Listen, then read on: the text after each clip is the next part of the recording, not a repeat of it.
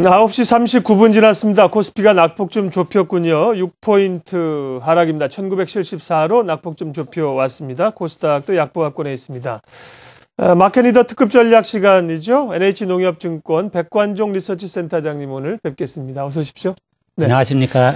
예, 연초 들어서 이제 기대감이 무색하게끔 우리 시장이 글로벌 증시 흐름을 못 따라가고 있습니다. 네네. 이런 그 차별화, 약세 현상이 과연 언제쯤 풀릴 것인가 많은 투자자들이 궁금해하고 있습니다. 언제쯤 좀 정상화가 될까요? 2월까지는 등락이 거듭하는, 그러니까 뚜렷한 상승을 기대하기는 좀 어려울 거로 생각을 하고 있습니다. 그렇게 생각하는 이유는 첫 번째로는 원화 강세, 엔화 약세가 진행됨에 따라서 우리나라 국가 경쟁력이 약화되고 그 기업 실적 둔화 우려가 지속되고 있기 때문입니다. 두 번째로는 그 뱅가드 펀드 매물 부담 때문입니다. 뱅가드 펀드가 벤치마크 지수를 변경함에 따라서 1월 10일부터 총 9조 원 정도, 매주 4천억 원 정도 매도 부담을 안고 있기 때문에 수급이 악화될 거라는 우려감이 있습니다. 세 번째로는 미국 연방정부의 예산 자동 삭감 2개월 유예 기간이 2월 말에 도래한다는 측면이 있고, 그다음 미국의 국가부채 한도가 지금 현재 의회에서 협상을 하고 있는데 상당히 난항을 겪을 가능성이 있다는 부담이 있습니다. 네 번째로는 이탈리아 총선이 2월 24일, 25일 있게 되는데, 이게 이탈리아 총선이 유럽의 문제를 다시 크지는 않겠지만 야기시킬 가능성이 있다는 측면이고요. 마지막으로는 애플의 실적이 조금 전에 발표가 됐는데, 애플 실적이 부진함에 따라서 우리나라가 애플 관련 IT 부품 기업들이 실적 부진할 가능성이 있기 때문에 좀 우려를 하고 있는 그런 상태입니다. 그렇지만 주가는 하락 조정폭이 크지는 않을 거로 생각을 하고 있습니다. 이유는 유럽을 제외하고 미국, 중국, 한국 등 대부분의 나라들이 작년 3분기를 바닥으로 해서 4분기부터 경기가 회복될 거로 생각을 하고 있고요. 두 번째로는 글로벌 자금 흐름이 안전자산인 채권에서 위험자산 주식시장으로 대규모로 흐름이 나타나는 현상이 지속될 거로 생각을 하고 있고, 예. 세 번째로는 지금 현재 한국 주가가 하락함으로 인해서 밸류에이션 매력이 높아졌기 때문에 주가 투자 수익률에서 굉장히 고전하고 있는 국내 기관들이 매수에 가담할 가능성이 높기 때문에 하락은 상당히 제한적이지 않겠나 생각을 하고 있습니다. 단기적으로는 수급이나 외환시장 움직임을 볼 때 좀 부담스럽지만 하락은 제한적이다. 미국 연방정부의 그 부채 한도 유예 시한은 2월에서 5월로 연장이 좀 됐습니다만 아직까지는 해결이 안 된 상황이고요. 근데 이제 수급 동향에서 뱅가드 펀드 매물 말씀하셨는데요. 네네. 글로벌 시장으로 소위 그 안전자산에서 위험자산으로 돈들이 많이 이동을 하고 있다고 하지 않습니까? 네네. 그럼 새롭게 들어오는 자금들로 그 매도분을 좀 상쇄할 수 있지 않을까 기대는 하는데 기대만큼 못 미치는 것 같네요. 네, 그렇습니다. 지금 현재 그 글로벌 펀드 플로우를 보게 되면 최근 4주간에 주식시장으로 404억 달러라는 거대한 자금이 유입이 됐습니다. 네. 선진시장으로 214억 달러, 이머징 마켓 시장으로 190억 달러가 유입됐기 때문에 대규모로 유입이 됐는데, 이 주식시장으로 유입된 자금이 한국 시장에는 들어오지 않고 중국 중심으로 다른 나라 시장으로 가고 있다는 게 문제입니다. 최근 일주일 동안을 보게 되면 한국 시장에서는 외국인들은 1.65억 달러를 매도하고 나간 것으로 확인이 되고 있습니다. 그래서 한국으로 들어오지 않고 있다는 그런 부분인데, 실질적으로 이게 얼마나 오랫동안 지속될 거냐 하는 부분입니다. 제가 생각한 데는 오래 지속되지는 않을 거다.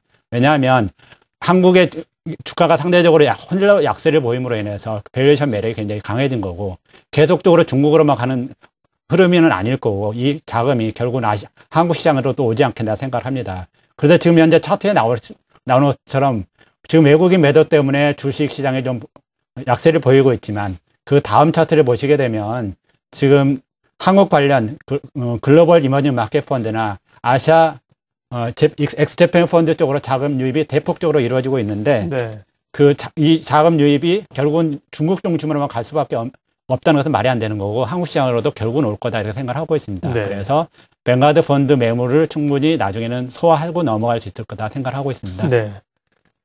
엔화 움직임도 주목하고 있죠. 달러당 엔화 환율이 90엔대를 한번 찍고 다소 좀 주춤거리고 있는데, 우리 시장에 상당히 부담적인 요인입니다. 엔화 약세 추세는 좀 진정이 된다고 보시는지, 조금 진정되는 듯하지만 결국은 좀 더 약세로 갈 것이라고 보는 분들이 꽤 있는 것 같은데요.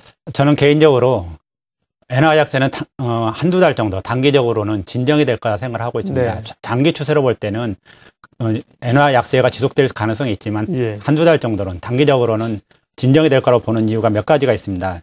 첫 번째로는 그저께 일본 중앙은행이 무제한 양적 완화 조치를 발표를 했습니다. 그로 인해서 모든 재료가 다 나온 것 같습니다. 그래서 재료가 다 나왔다는 측면이 있고, 두 번째로는 엔화가 최근 들어서 17% 정도로 절하가 됨으로 인해서 매물이 많이 늘었다는, 이익 실현 매물이 많이 늘었다는 측면을 들 수가 있습니다.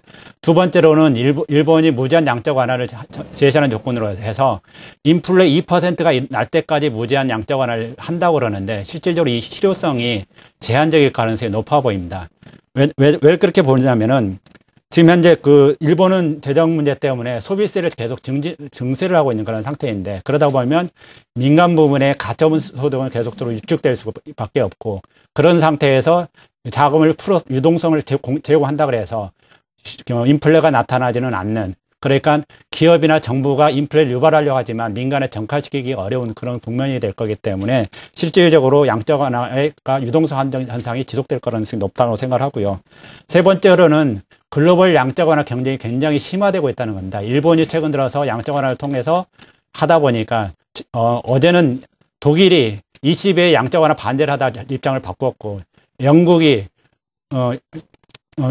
경기 부양으로 해서 양적 완화를 본격적으로 강화하겠다고 발표했고, 중국 인민은행도 매일같이 유동성 점검을 하면서 양적 완화를 하겠다고 했습니다. 그렇게 되다 보면 상대적으로 나홀로 엔화 약세가 지속되는 것은 어렵다고 생각합니다. 그런 이유로 해서 단기적으로는 엔화 약세라기보다는 좀 횡보금에 지속되지 않을까 생각을 하고, 컨센서스에서 보면은 그래서 지금 현재 수준인 87엔부터 91엔 정도로 컨센서스가 최근 향후 1개월간 예상이 되고 있는 그런 부분입니다.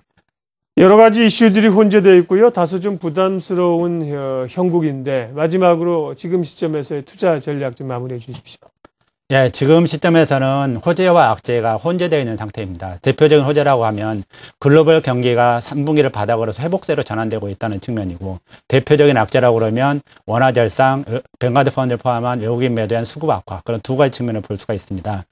일단 단기적으로 수급 악화 가능성이 있기 때문에 좀 보수적인 측면에서 원화 절상 관련돼서 환율 방어진 내수주 중심의 단기적인 전략이 좀 필요합니다만, 조금 더 멀리 보게 된다 그러면 국내 경기를 또한 하반기부터 본격적으로 회복될 가능성이 있기 때문에 경기 민감주 쪽도 매수를 해야 된다고 생각합니다. 그래서 지금 현재 적합한 전략은 원화 절상에 따른 방어주인 내수주와 경기 회복에 대한 기대주인 경기 민감주 양쪽으로 가는 바벨 전략이 적합하지 않을까, 그렇게 생각하고 있습니다. 예.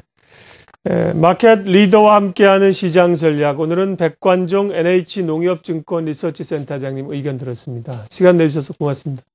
감사합니다.